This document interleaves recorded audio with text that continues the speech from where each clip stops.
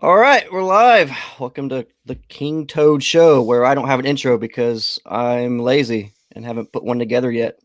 Intros are so cliche. I wouldn't even worry about it. Everyone has an intro. We're different. Yeah. I don't know. But yep, me, Joe Ball, got Matt Burke, and Aaron Calamari. Yay. Yeah. We're toads. Yeah. Well, frogs were taken in the CG universe, so I know. we went like the cheap version, I guess. Yeah, we went with the Toads. inbred cousin, the toad. There's a lot of frogs. Like in CG, there's like a million frogs. There's like Yeah. that. There's Froggo. There's that Frog G. I don't know if they're the same person. There's Oh yeah. Is he a creator?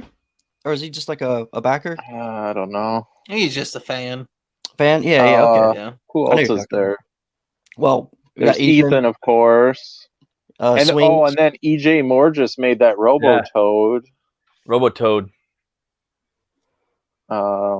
There's more too. There's more frogs too.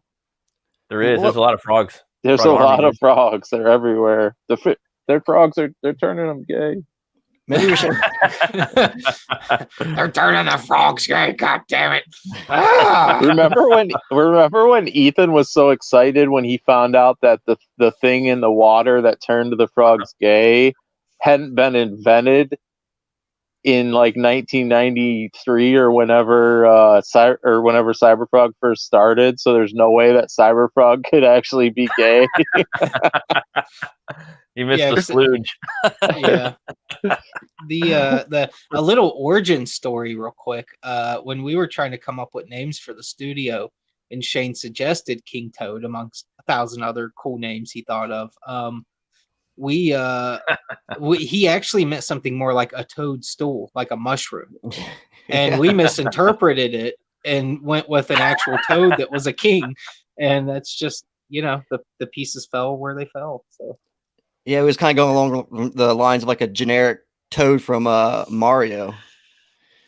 Well, that was in my head, anyways. And then they I think was it Swings that ended up drawing the first thing, or you? Yeah. I don't know, because we had kind of a more cartoony, playful character, and then Swings ended up with an ugly frog. I was like, all right, ugly frog it is. Why is Toad from Mario so strong? Like in Mario 2, he can like pull things out of the ground like super fast because he's so fucking strong. He's got a better center of gravity, He's closer to the earth. I know he kicked ass in Mario Kart. He was like the fastest character in that. Oh no way! Donkey Kong's the best. Donkey, man, he was slow, right? He's one of the slow guys. Scientific fact, he's the best. Oh, is he? Yeah. We got monkeys called donkeys and sentient. Why is he called Donkey Kong? That's so stupid. But I love Donkey Kong though. It works though for some reason. Like I never questioned it growing up. Like when I heard Donkey Kong, I knew it was a giant, King Kong type monkey. Yeah, well, it's weird. You go like King Kong. Okay, he's badass. He's King Kong, and then they're like, here's Donkey Kong. So he's Ass Kong. Like, he's like he's the handicap monkey of the family. Yeah, he's the handicapped Donkey Kong. King Kong was sent out to rule the world. They're like, hey, Donkey Kong, why don't you go take care of the plumber? Ooh, yeah, get your that. Officer Doofy reporting for duty. No one can throw those barrels like Donkey Kong, so you shut your mouth. You're right. Yeah. You guys see Mario, like the first initial designs of Mario? He was more like a superhero. He was all buff and ripped up, like big. Really? He looked like Fabio with like a plumber hat on and overalls, and he was just like had a big ass wrench. It was pretty metal. But if you ever check it out, there's some stuff out there. It was the inception of Mario. I'm glad they went with the cartoony look though that they originally came up like what the game designer came up with, because I like his art just in general. All his cartoony style is just really fun to look at. Oh yeah, it's awesome. All right, what do we got here? This is the first legitimate topic of the night. Yeah, man. Aaron's murder weapon. If you want to call it legitimate, then go right ahead. I was calling the topic legitimate, not your comic book, brother. But Yeah. but let's see here. It's spelled MRDR WPN. So in license plates world, this is a murder weapon, issue 1. Aaron, tell us about this, dude. What's the long and short of it?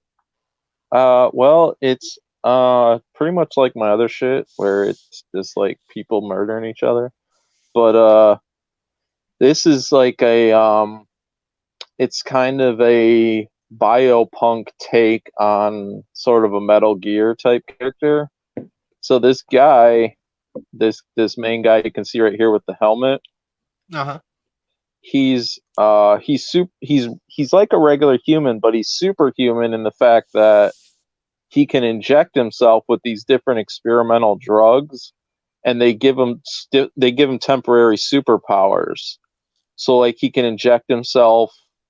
If he gets injured, he can inject himself with like a super healing. If he needs like strength, he can inject himself. If he needs, then I don't want to give too much of it away, but he can like overheat his body. He can inject this serum that overheats his body, and he basically turns white hot, and he can like walk through fences and stuff. Sweet. That's pretty cool though, yeah. And he's essentially a soldier, and in the story he's kind of controlled by this company, this like military contractor company, and he's kind of controlled by them, and he does missions for them, and he's like a data hacker. So he's kind of like this like monster soldier, but his like primary goal is that he's like a data stealer. And he ends up getting freed from his like mental the mental lock that controls him. He accidentally frees himself, and he ends up figuring out like something's going on, and he goes back after him, and he infiltrates the base and like just starts fucking everyone up. So he's a lot like a Swiss Army knife in terms of like a super soldier. He can accomplish multiple tasks. It's not just a hey, I run in and I can punch people. He understands computers and data hacking and all that kind of stuff. Yeah, he's all his like superpowers come strictly from the injections. It's all bio based. It's all like, I don't get into the science of it. But you get to see him stick himself with needles a lot, and you get to see him just rip people apart. Now, does he inject himself between the toes and then the buttocks to hide the track lines? You'll have to see. Hey, I like a little mystery. I'm down. We don't want to give it all away. It's a lot more. The style of this one is a lot more like Cybershock than it is like more Lethal. So are you going to go back with the like the traditional size comic, or are you? I think I'm still gonna do the little tiny baby one. Cool. I like that one actually. I like that well, one quite a bit. the shipping is a lot more reasonable that way. Otherwise, it wouldn't matter, and I'd go full size. So I do have the draft built, and the whole book is drawn. But as far as like the size, I haven't 100% decided yet. We got half of the lettering is done. So the book is like almost done because it's going to be black and white. So all the art's done. Half the lettering's done. The cover's done.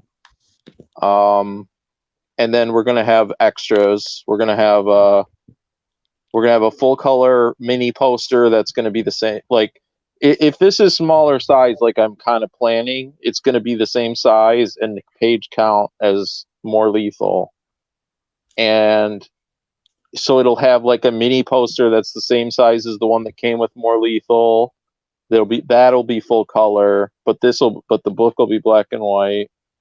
It's going to come with a trading card, but there's going to be an extra trading card that if you sign up for the mailing list, because this is the mailing list right here, if you sign up for the mailing list and then you back the book, you get all the stuff, plus you get an extra trading card that's different.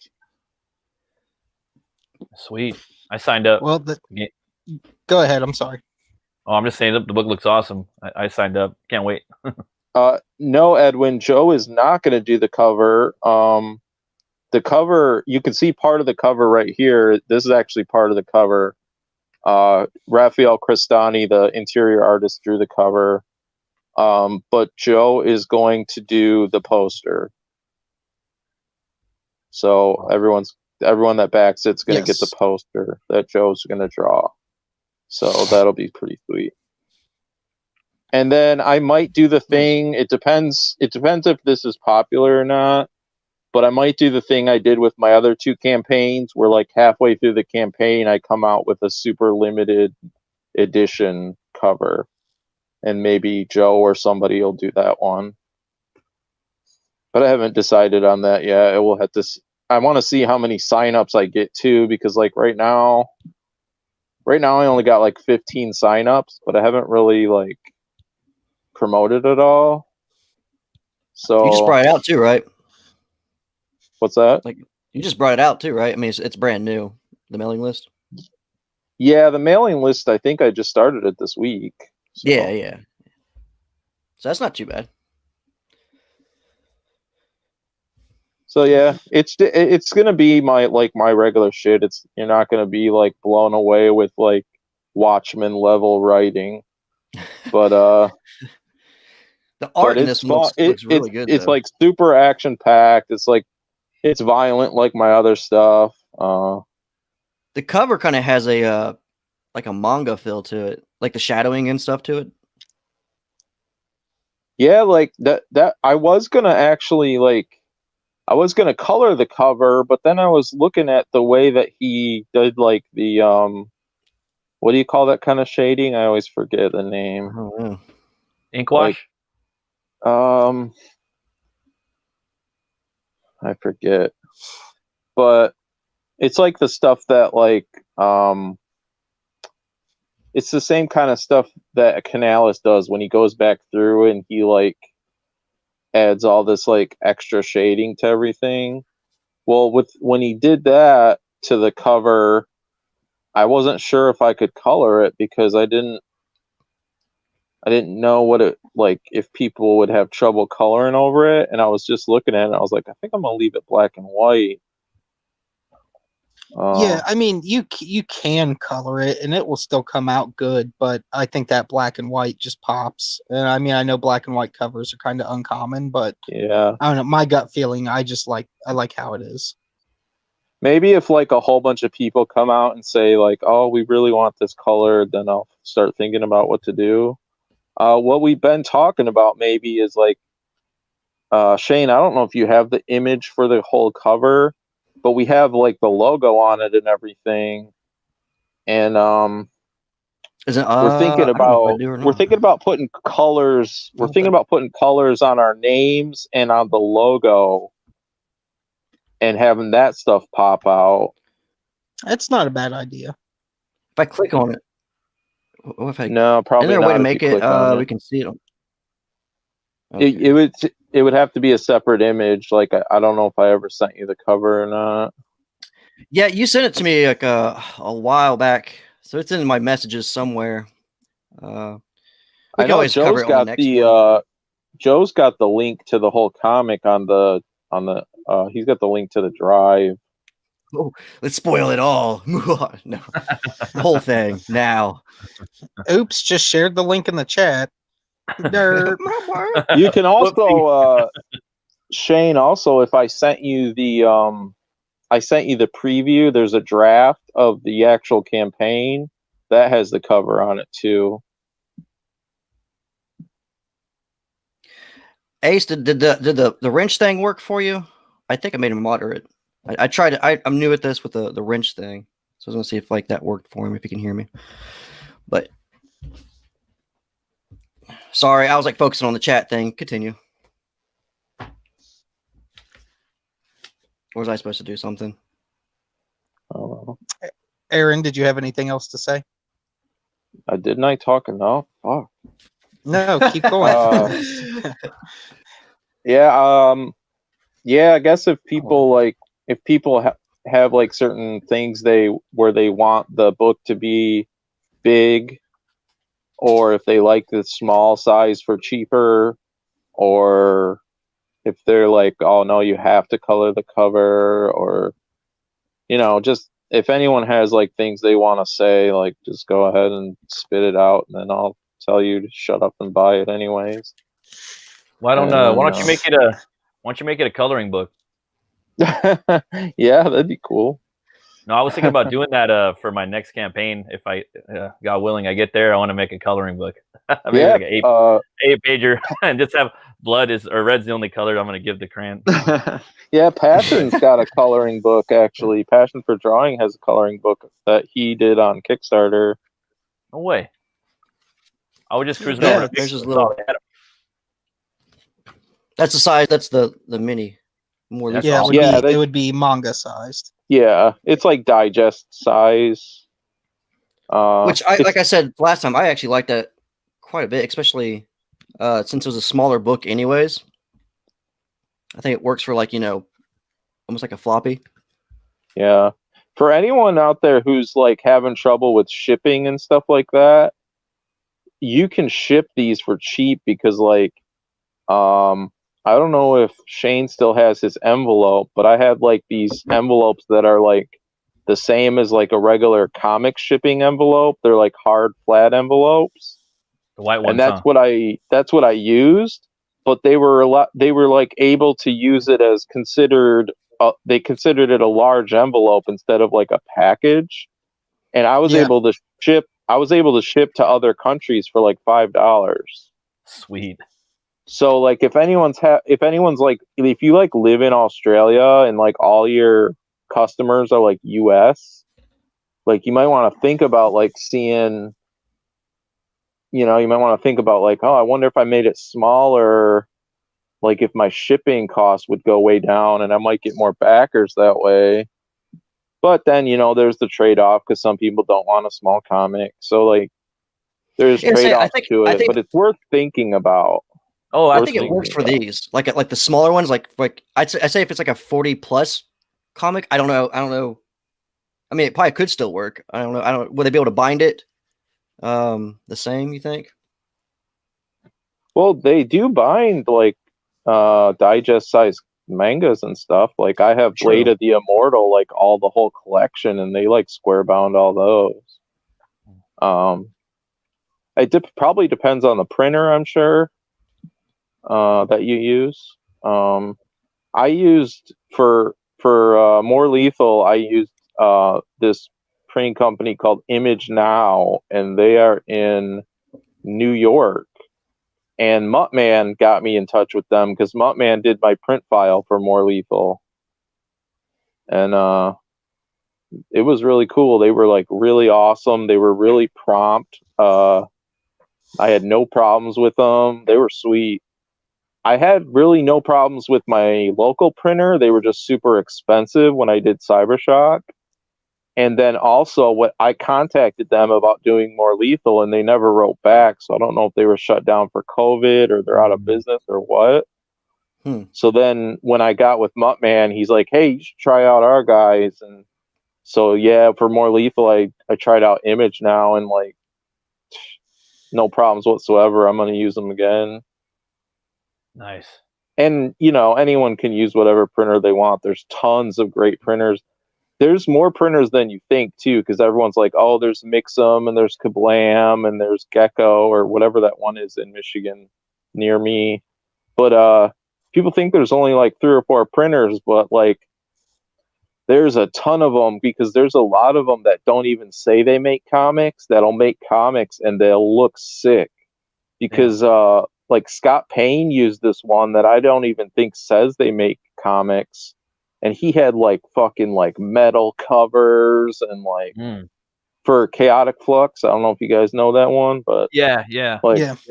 so like, yeah, you can find any kind of printer you want. Like, there's tons of them, guys. Like, there's going to be no problems finding printers anymore. Like there used to be. Like if we tried making comics in the 90s, we're like, how do we do this? But like now it's like you can contact the printer and they'll be like, yeah, dude, this is what you got to do. Just like make it this size, do this.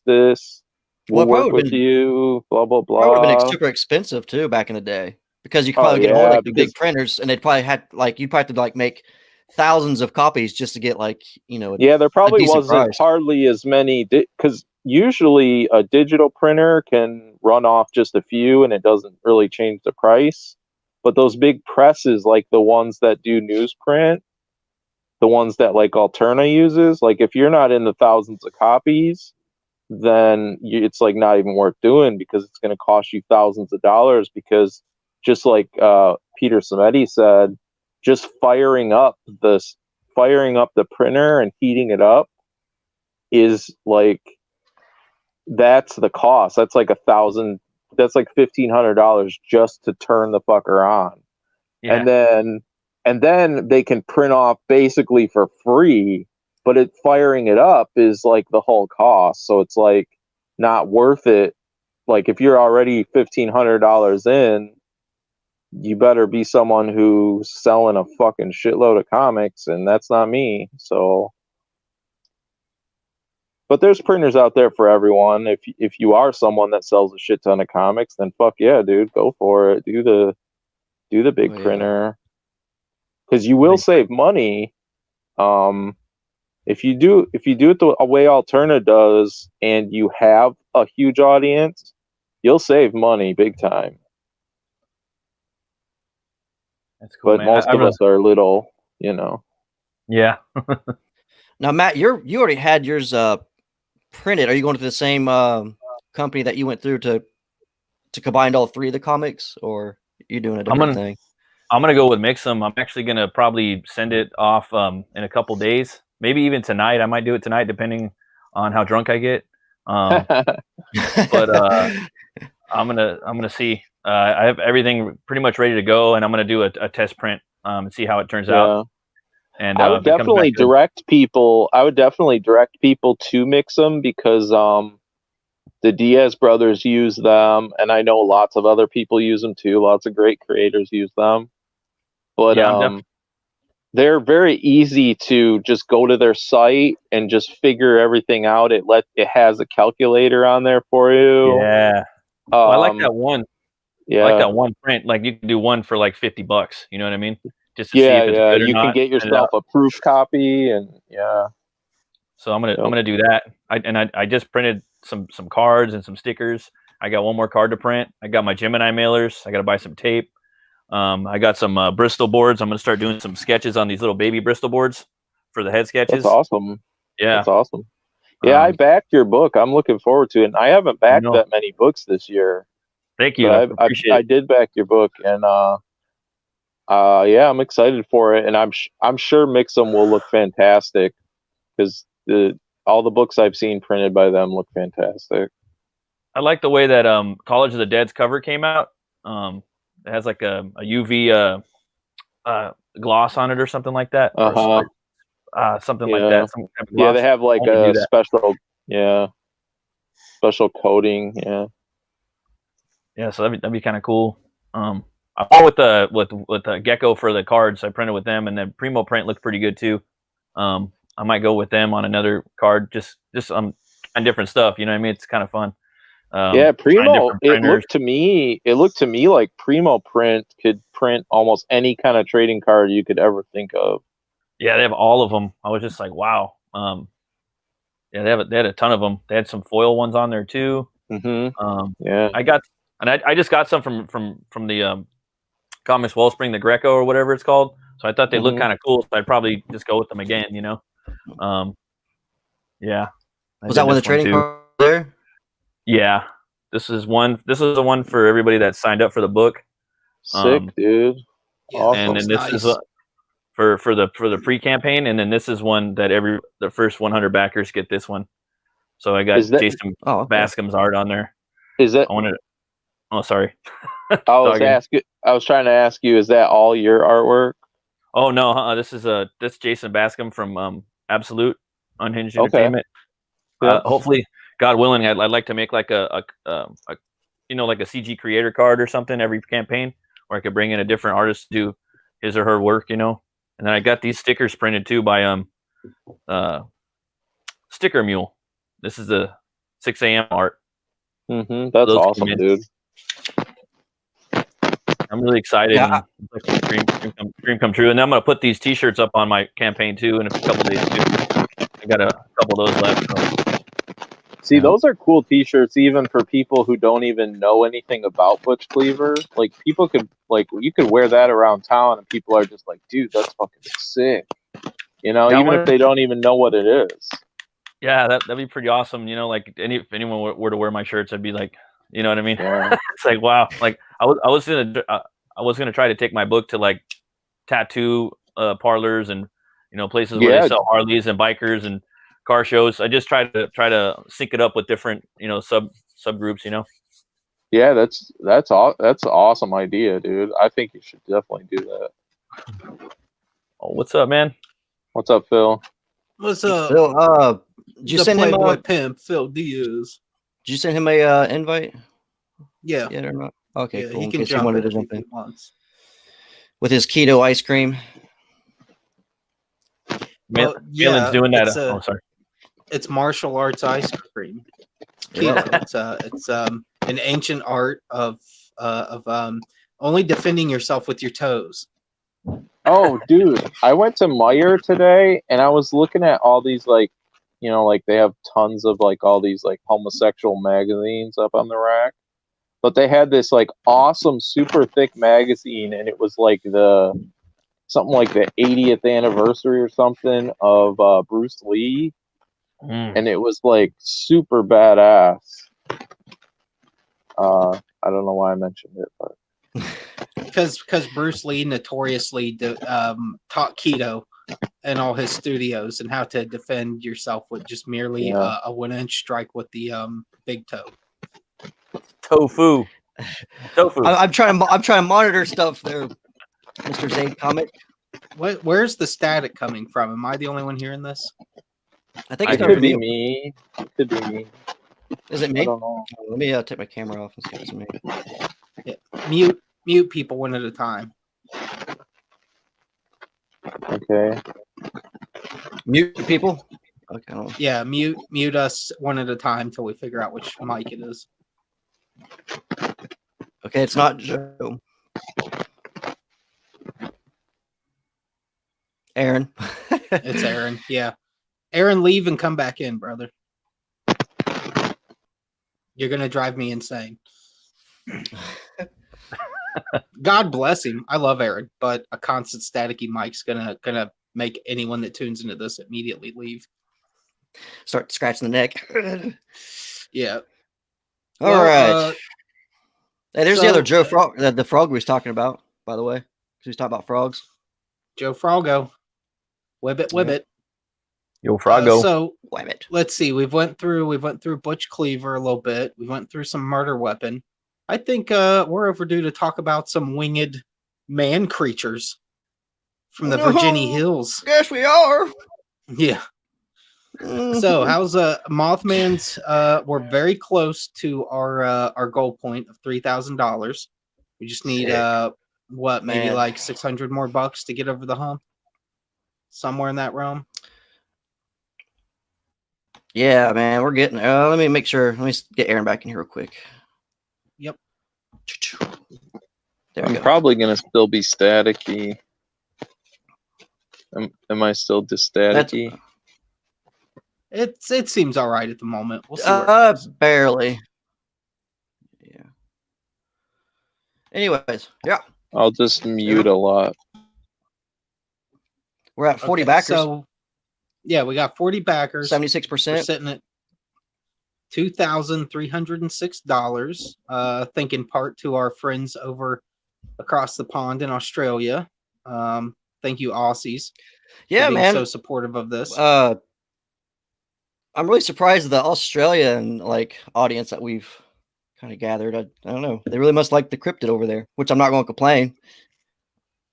Well, think about it, man. You're talking about a wasteland that is filled with creatures that look like they're from outer space, other than the humans. So, Yeah. you know, Australia. You think they'd be kind of tired of it?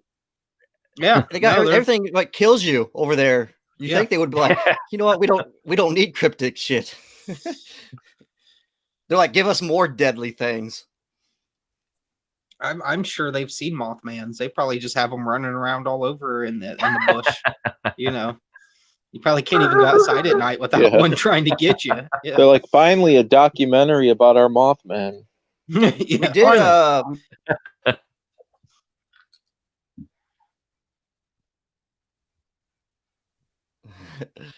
But yeah, man, it's coming along. I'll be happier once it's all the way back and I can kind of, you know. Well, we've got all the inks are narrowing down. They're about finished, so that's good. We just got to get those last pages to the colorist here soon. Yeah, Elia got a hold of me. Actually, was it last night? Yeah, last night, and said he's only got 3 more to ink, and then we can send it off to Jeff to color, then to add them to letter and start getting our copies, our rough copies, whatever you want to call those. Well, right now there's a common thing with a lot of us, and you know, Butch Cleaver, all of Aaron's books, where people are trying to get ahead as much as possible on these campaigns now, so we don't run into the kind of issues we've seen in the past. So, you know, it should give faith in the audience a lot more now that they know a lot of guys are well ahead most of the time on the art side, in some cases even getting the printing all finished and all wrapped up before their campaigns are even over, so that this stuff can go in the mailboxes as soon as possible. Hey, Edwin, yeah, you're right, dude. They got some good looking honeys over there in Aussie land. Lethal Lightning is my favorite. Who's Lethal Lightning, Joe? I don't know who that is. He's a weirdo. Lethal Lightning. I think weird. Are we sure that's not Vic King's? I forget it. I have no idea. Yeah, Lethal Lightning's been around a while, long time. Well, what is it though? He's just a dude. He's got his own channel and everything. Oh, okay. I didn't know if it was like a popular like TV show or comic book. No, he's like a comic book like dude, and like he does other stuff too. Like he interviews like porn stars and stuff. Oh wow! Oh, I bet those gals have so many interesting things to say. Well, he had. I didn't watch it because it was. I think he had it behind a paywall. But he interviewed the girl who did the Captain Marvel porn. She was pretty hot. I don't blame him. Yeah. I mean, I have no clue what you're talking about. Yeah. Well, I mean, I haven't seen the movie, but I've seen the person. Oh, what's this, Shane? This looks exciting. Well, I figured since we brought up that Chupacabra thing last week, I didn't have the footage set up or anything. This was the footage from the cop cam that we can see the. Because remember how we talked about how it had like that gigantic face and it turned, you get to see it. I guess I don't know if the audio will work, but I say it's not important. But here's that little bit of video if it plays. The donkey deer. Come on, play. Is that Australia? No, I'm just playing. Here is the ass, bro. It's Donkey Kong, dude. The ass side of the chupacabras. Yeah. Not only is their face weird, there we go. They have a strangely tight butt as well.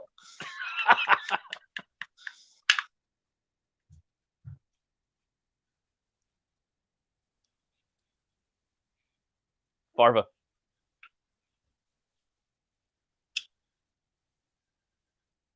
yeah.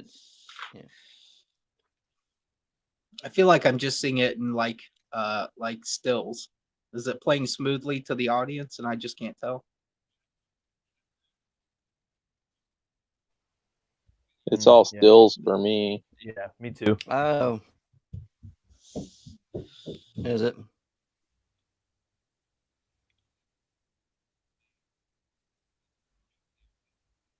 Look at this guy. He's all like, chupacabras are some kind of stupid Or dog. stop sharing that one. He's like, now Yeah, you got Tane it. I can get into. Now Tane I can get into. Oh.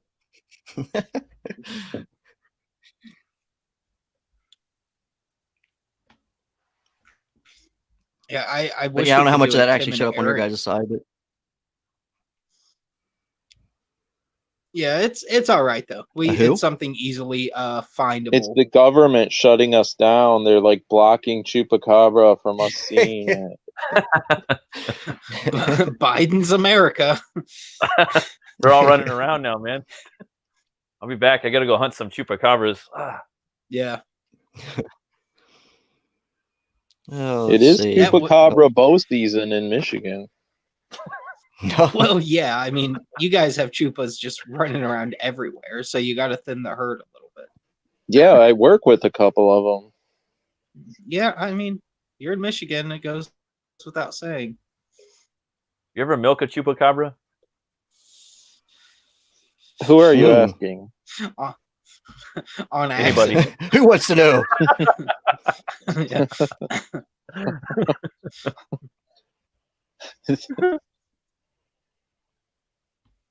Now, was this Oh, what you were snap. talking about, Yeah. Matt?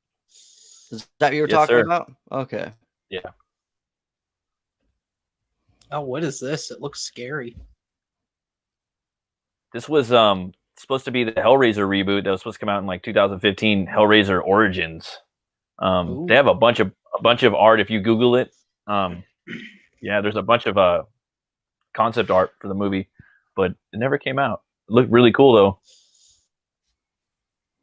It was supposed to be like different parts into hell with different factions and clans and stuff, and Pinhead was going to be like a younger version of himself, and he's going to be going around, you know, kind of Game of Thronesian kind of type thing. But yeah, that was going to be the whole start of a brand new Hellraiser franchise, but I guess it didn't go through. Now, you don't know why it didn't go through? Like, how old has it been? Like 2012, I guess, so about 8 years ago. So it was a while ago. You even see Pinhead in there. He's got like less pins in his head. He's like kind of proto. He's got this big old dagger, like a big reaver. It's pretty crazy. So he's probably going to be doing some fighting or something. And I think it was probably going to have like the origin of the Cenobites too, those other characters that are with him in the first movie. And yeah, I don't know. It looked really cool though. I was really interested in it. Yeah, there's a lot of that stuff is for that movie. They show like different castles and things like that. They have these like. I wonder if Chatterface came back. Yeah, that was my favorite. I like. Is his name Chatterface or the teeth guy? I'm not sure. I believe that's pretty wicked looking. Whatever this one is. There's some cool cities in there. There's like floating they around all had weird names. Like there's like Butterball. I think was the fat one. Yeah, it looked like butter. It looked like Butterbean, huh? Yeah. I was never like a big Hellraiser person, but when I started reading Berserk and getting into that, I saw the creator of Berserk say that he was really inspired by Hellraiser for the God Hand characters, and it made me go backwards and start looking into Hellraiser. And then I was like, "Damn it, I've been missing out! Like this is pretty cool." So, yeah, I find Hellraiser interesting. That's kind of different. Apparently, Pinhead was a woman in the book. Was it a book originally? Always. Yeah, she was. Is Hellraiser always the same actor? Yeah, Doug Bradley. He was, and then they recently rebooted it, a soft reboot. So I didn't think it was they have a new guy. They have a new dude. Yeah, he's getting up there, isn't he? The original guy. Yeah, he's up there, dude. I think he's like 60 something. But this would have been like, you know what this reminds me of? It reminds me a lot of like the Mortal Kombat games from like a few years back where you go to different worlds, you know, like Outworld and Elseworld, and they have all these crazy, I don't know, kind of reminded me of that, but with Clive Barker stuff. Yeah. I know I was going to do some research on Hellraiser throughout the week, but I just never got around to it. I was like, you know what? Matt can cover it. I'm sure he'll have some Hellraiser shit.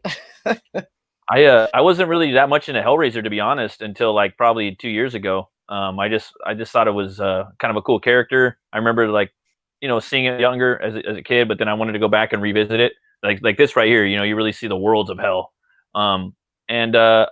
Yeah, I just really got into it. I like the first two of them a lot, but then there's like a bunch of them, like 20, like 20 different movies, or not 20, but like 10. And yeah, the first two were really, really good, I thought, but the first one was. It kind of sucks because Hellraiser fell into like, it didn't really, like Freddy Krueger and the Jason movies are like the two that kind of really, and Halloween kept going, and the entertainment was there, but Hellraiser, I felt like after the first two, maybe even the third one, it just, kind of skyrocketed downward, and kind of like Critters. Did you see the new Critters movie?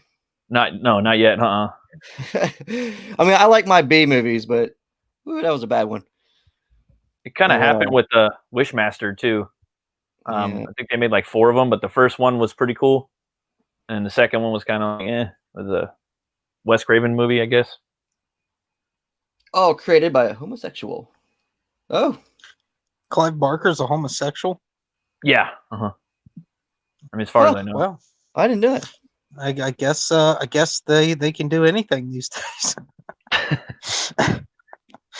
He also did what was it? Yeah, see, I think they even did makeup for that movie. I think they did a bunch of stuff for it, but the movie didn't go into fruition. Yeah, he's like proto Pinhead. I just like the idea of the way they look is representative of the torture they endured before they, became what they became. Like I find that concept interesting. It's one of those things I'd love to steal, but too many other people already have. So I'm kind of shit out of luck there. I remember the one where like the couple that was having sex, and then I can't remember what the wall thing was called. Like, you remember the pillar that would spin, I think so. and it threw the chains out at people. Yeah. Had like all the faces and stuff on it. Yeah. They were having sex, and then that thing grabbed them and ripped their skin off and everything. But then when they became like the what do they call them? Like Cenobites or Cenobites. I don't know, but yeah, they were, like, connected. But it's not. Yeah, they were like connected to the side of the head. That was pretty creepy back in the day. I like the way the chains fly out at him too, like in the movie. It made me think of like Spawn came out. Like if they did a better Spawn movie, like some of the scenes that could look cool like that with practical chains. Man, they got a bunch of stuff on here. I don't know, man. They have they got tons of promo art for this movie. Pretty crazy. He also did a movie too that was really, really awesome. I don't know if you guys seen it. It's called Midnight Meat Train. Clive Barker. I heard about that one. It actually has Bradley Cooper in it. That's like his first movie, and it's a horror movie. And there's this like butcher that's following him around, and he's always like taking this train. He's murdering all these people in his train with all these different like cleavers and stuff. It was in 3D. I seen it in the theater, and the butcher is Vinnie Jones, that big British guy, that soccer player turned actor. If you've seen him, you probably know what I meant. Oh, he played the Juggernaut. Yeah. But, yeah. That movie's awesome, dude. I think it's I think it's on like Hellraiser. It's on Hulu or Netflix or something. I've seen it pop up. Yeah.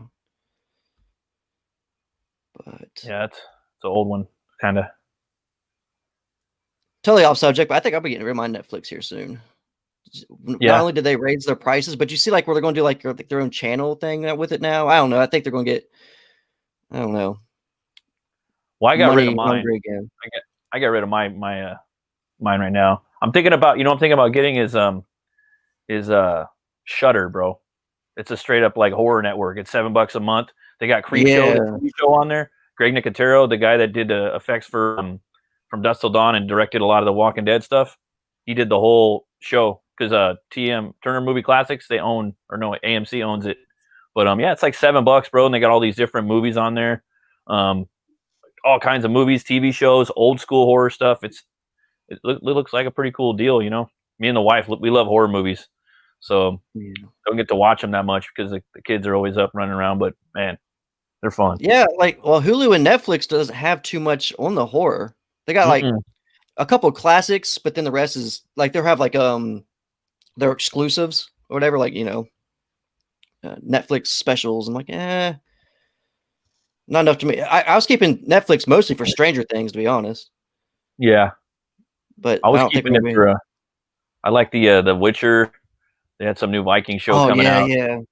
And they have another one called I forgot. Oh, The Last Kingdom. That was a really cool Viking show. It was about this guy that's around during the formation of England and all these different kingdoms, and the Vikings are coming in, and he's basically like his whole like family was killed, and then he was raised by Vikings, and I don't know. It's a pretty cool show. Last Kingdom. That's what it's on Netflix. I got a big old head right there. You got a big old head. Did he also designed some figures with Todd McFarlane? Clive Barker did. It's called the Twisted Souls. You guys should check those out sometimes too. I think there's like 6 of them, but that was back in like 2000 maybe that they did those. Yeah, I remember the toys. They were pretty gnar looking. Yeah, right. Yeah, but borderline disturbing. Yeah, very they disturbing. Were cool. I wonder if that was like the movie poster that they were thinking of, or maybe. Yeah, that's it right there. That definitely has like a Mortal Kombat feel though. Like it feels like right, like with Shao Kahn sitting in the back when you fought, you know. Yeah, I was thinking Mortal Kombat when I was looking at it. Like, oh, okay. I don't know what Hellraiser movie. I don't know if it was 2 or 3. It was 2 or 3 where they went into hell, and they show a lot of it. I don't know if you guys remember it, but it's pretty crazy. I think in 2, like I said, she went through that, like slipped through the wall or something. Yeah, and I can't remember why she had to go. I can't remember if she was. Who was she going there to get? I don't know. I can't remember how she got in there, but yeah, it had that whole scene with that guy with the thing on his head, like climbing or chasing her, and he's like on the wall. He just creeped me out, man. Like I said, the first two were just creepy as shit. I can't remember too much of the third one. Outside, like there's like a DVD guy or something. Yeah, like he had the camera in his eye, and I think he shot DVDs or CDs out of his chest or something at people or his arm. I don't know. Yeah, it looks like Hellraiser's about ready to fuck somebody up, though, man. He's got a big ass reaver in his hand right there. Like, oh, that looks pretty cool. Like, you know, I'd be down to see him like busting some Mortal Kombat shit in there. I'd watch that. He didn't have to do it, but I don't know. A little more action ain't gonna hurt. Do you think they're reboot Phantasm? I don't know, man. Don Coscarelli's kind of got a pretty good grip on that movie. The only other movie he did was Bubba Hotep. I love that movie, man. They filmed it like a couple miles from my house. Bruce Campbell, right? Yeah. Was that Bruce Campbell? Yeah. Bruce Campbell playing Elvis. Ozzie Davis played JFK. Yeah. Man, there's some movies like they're just like meant for Bruce Campbell, you know? It's like, I don't know. Yeah, that was one of them.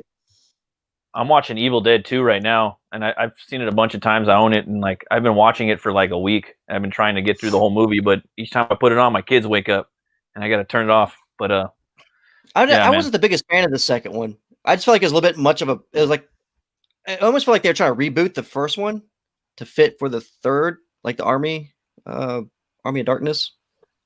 But that's just me. Yeah. I don't know. Because didn't they bring like what? Didn't his girlfriend end up being alive in it instead of being dead in the second one, even though she died? I don't know. It's been a while since I watched it. I think she dies in all of them, and each one is a remake of the previous one. But they also do a subgenre shift per movie. So the first one's just straight up hard horror. Then the second one's splatstick, which you get the Three Stooges humor mixed in with it, where he's beating up himself, you know, with the body comedy. And then also the third one is kind of like a Roger Corman film where he goes through time and it's medieval and he's fighting and doing all this. A lot more action packed. So with each, I like them all for different reasons. Then you got the remake, which is just hardcore horror. And then the TV show, it's Monster of the Week. So you got 5 different subgenres right there. But I like the second one a lot because Ash becomes like the kind of the Ash we all love. You know, he cuts his hand off, he gets the chainsaw. But the first one, I don't know, it was just groundbreaking. It took them 3 years to make it, and they filmed it all over the place and stuff. And yeah, I like them all. The second one though is pretty cheesy compared to a lot more cheese compared to the first one. They're all fun in different ways because they, just like you said, they are different films no matter which one you go to. So Yeah. I always liked them all. Like that was one of my, like as a teenager, I loved the Evil Dead movies. I loved Army of Darkness. I actually saw Army of Darkness first on like cable late one night and was like, what is this? Like I didn't even know what I was looking at because I missed, in the early 90s I was a child. So Me too. my parents are not going to let me anywhere near something called Army of Darkness with a guy with a chainsaw on his arm. So it flew way under my radar. I had never even heard of it until the mid 90s, I never even knew what Evil Dead was. I remember I was watching Hercules and Xena because they made, they were the people that made Evil Dead was Sam Raimi did Hercules and Xena, and they filmed it all in New Zealand. And I was watching that, and then a Universal Studios TV trailer, Army of Darkness came on. I was like, whoa, what is this? And I was like, I want to go watch that, and that movie came on, and my dad was a big movie buff. He's like, oh, that's the creator of Darkman. He was like, all right, we'll go watch that. And he took me to see it, but it's not as bad as it's bad, but it's not as bad as the first two. And then I found out I had a Cracked magazine. I don't know if you guys ever had Cracked magazine. It was like Mad. Yeah. Oh, I remember the Mad. I don't know if I remember the Cracked magazine. Yeah, and it said Army of Darkness, Evil Dead 3. And I was always, for years as a kid, I was like, what's Evil Dead? What's Evil Dead? And I never knew what it was. And I always, because I had seen Army of Darkness first. I still have the Cracked magazine too in the garage from that time. Yeah, Cracked was good till it became a website. And then it just slowly went downhill and got less and less funny and turned into just another SJW outlet. But it was kind of what happened with the Wizard magazine. It was good until it went more digital advertising. Wizard, once it went digital, it was literally dead. Like nobody cared. Nobody went to their website to see what was going on. I would be surprised if they had any real action or following or clicks at all once they went digital. Oh, that kind of reminds me. I don't think I wrote it down, but I did want to touch base on. Did you hear from? I don't know his real name. I just know him as Rot. Do you know who Rot is on Rot Glory? Yeah. Him and Simon were talking about doing a digital ad of a lot of CG creators where you submit like 10 pages or so of your comic and the cover. I don't know what else they were. They're still in developing stage. But what do you guys think of something like that? I think that'd be pretty good cool. Idea? Yeah, I think that'd be pretty cool.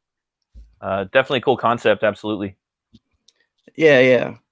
Anyone that wants to spend their time on something for free, yeah, I'll take it. I mean, if they're charging for it, I don't know, because it's something that you could do on your own in a lot of ways. But if they are producing really nice looking digital ads, yeah, I don't see why not. There's a market for that. I mean, for a little bit there in CG, there were guys doing a lot of that and getting paid to do it.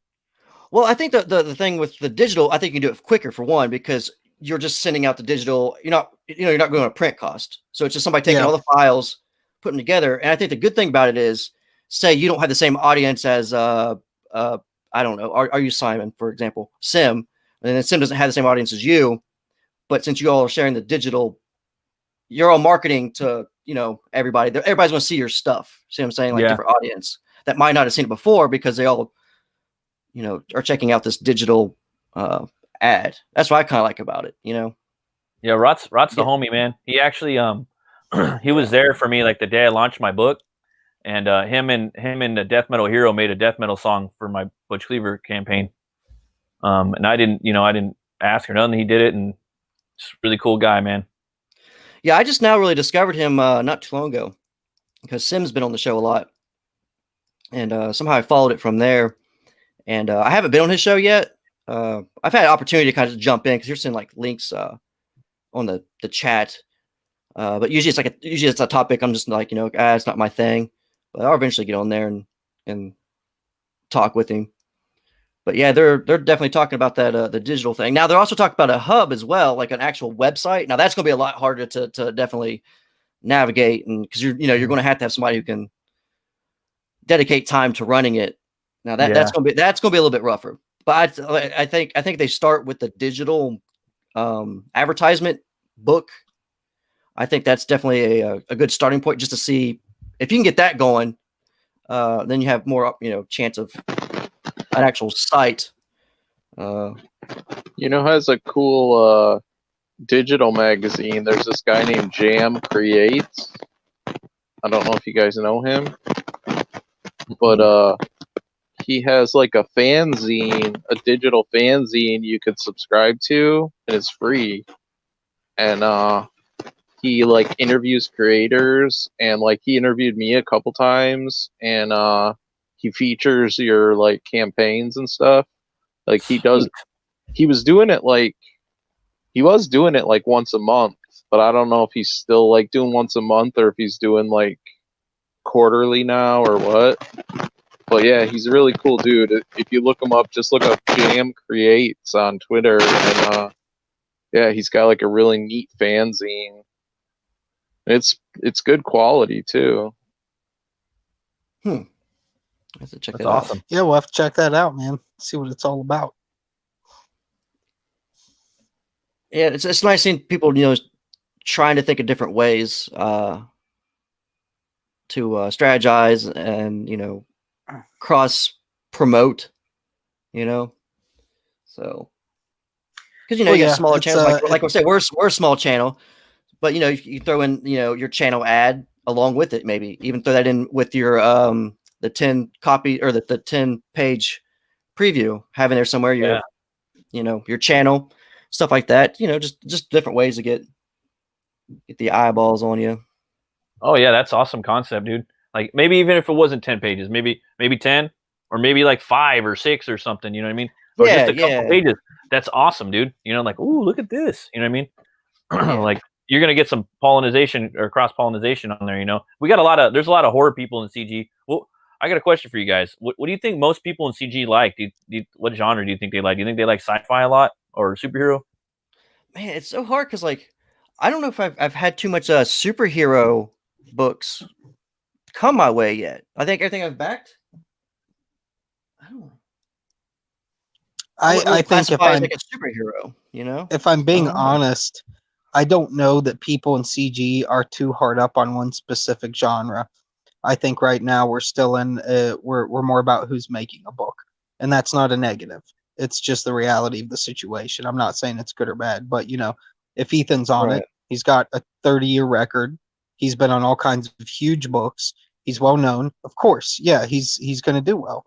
That's a given. So I think it just depends on who you are and what you're putting out. I don't think I've seen anything from a major CG creator, no matter what the genre is, not do well. Starlit Cats is essentially for younger kids, still doing well, because most of us are adults and have kids. It's across the board. I think it's just about trying to sell people on your product and work your way through this big ocean that CG is turning into, where there's a lot of people all trying to lock down an audience, and it's tough because the comic book audience, no matter what, is shrinking. Maybe for CG it's growing, but in general it's shrinking. So we're trying to bring people back, which is a biggest struggle. Like, as most people tell you, if you start a business and you lose customers, getting those customers back is nearly impossible. It's so difficult. So it's really tough to pinpoint a genre, but I do know this. I see talk of horror movies and horror comics all the time. So clearly it's big. Sci-fi, depending on what type of sci-fi, can be big. I think, obviously the Phantom Menace and the Star Wars people are a huge market, and they clearly love sci-fi. I think there's even some Star Trek people that are there in large numbers that really like that. I personally hate it. I would never like Star Trek, but I never got into it. Yeah, the closest I got to was the new movies, and I only watched the first 2 of those. I didn't even think I saw the third one. And I mean, I give Star Trek a lot of credit, though. I don't want to take anything away from it. Like, I was watching Red Letter Media one time, and the dude, how the one guy that does the voice of Mr. Plinkett, he knows his Star Trek like top to bottom. He knows it beginning to end. and he would find that like every Marvel movie has a Star Trek episode. There's a Star Trek episode with the same exact plot as the movie down to a T, and it even has the same name. Like there's an episode of Next Generation called Endgame, and it's all about this guy that's almost got the same name as Thanos, even though Thanos has been around for a while, that can just like snap his thumbs and kill everyone in the universe. Like it was really weird how there's Star Trek episodes with exact names that you can tell these writers just were bored and we're watching Star Trek movies and we're like, hey, we got a plot. There's all kinds of Next Generation episodes we can steal from. So I don't want to take anything away from Star Trek. I get that people love it. It was a very smart show in its time.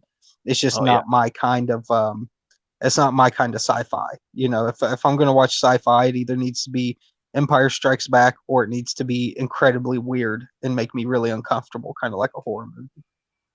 Yeah, absolutely. Yeah, it's for me, Star Trek. Like I probably could go and watch it now and probably appreciate it more. Just like when I was a kid, I couldn't watch westerns either. I couldn't stand westerns, but now I can go watch them and I love them because they're post-apocalyptic, And, I couldn't grow up with the westerns either. Yeah, my grandpa did. My grandpa watched so many of them that I'm so used to westerns. Like it's one of those things. I know a lot of people hated Back to the Future 3 because as a kid they just could not get into the western aspect. Where when I was growing up, I loved Back to the Future 3 because I watched westerns with old people all day. There was nothing odd about it to me. Me too. My grandparents on my mom's side, they're from Arkansas, and they were always watching the westerns all the time. Yeah, I love westerns too. I'm not like super educated on them, but I love watching them, and I love some of the newer ones, and I love Deadwood. I love them all, dude. Yeah. If there's even Bonanza or anything that if it's on, I'm getting my I like them. I'm like watching it. Yeah, I loved Bonanza growing up. That was one of my favorite shows. The only thing that made me mad was like my older brother would call me Hoss all the time because I was fat when I was little. And it would piss me off so bad. He'd be like, "You enjoying those Twinkies there, Hoss?" And it drive me crazy. My grandpa called one of my cousins Hoss. Yeah, he used to call me Tiger. He had a name for everybody. Yeah, Tiger, and then there was Hoss, and there was he called someone else Horsefly. My younger brother's name is Jamie, and my grandpa hated it because he thought it was a girl's name, so he always called him Jimmy. Like my whole life, he would be like, "Jimmy, come here. Jimmy, hand me my camels." Like, my grandpa was cool though. Yeah, mine was cool too. Both of them. Yeah, on my dad's side, they're from Detroit, so you had the Detroit side, and then you had the Arkansas farmer side. How'd you end up in Cali? So my grandpa, he did a lot of stuff in Detroit.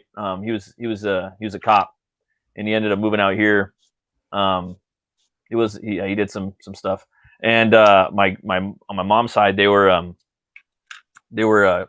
cotton farmers, and they moved out of there over to Los Angeles. And my grandpa worked for General Motors for about 30 years as a maintenance man, and then he retired, and that's pretty much how my parents met. So you grew up in California then? Oh yeah, I'm a full-blooded California guy. Well, at least you got some context and some history and got to see it before it turned into what it became by the mid-90s, because it was you can look backwards and I even watch older films that are about California and tell that it was a little free love, but it was a different world. Like it was still normal, I guess you could say. Oh yeah, yeah. But I don't know about now, man.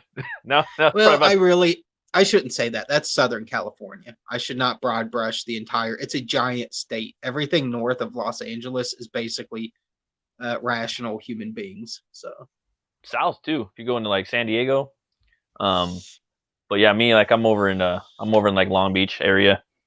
Okay, yeah. I wanted to live in California growing up before I knew the difference. I knew that Top Cow was in Southern California.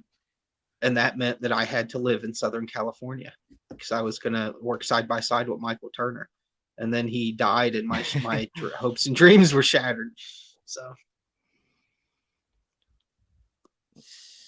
Yeah, I want to get out of here though, man. I want to move somewhere. My grandpa-in-law, he lives in West Virginia over by Mothman. So we had some talks about moving out there. Maybe West Texas. Virginia's beautiful. Yeah, Yeah. Texas is amazing. Maybe Tennessee. Some talks. Tell you about what, we that. get a couple.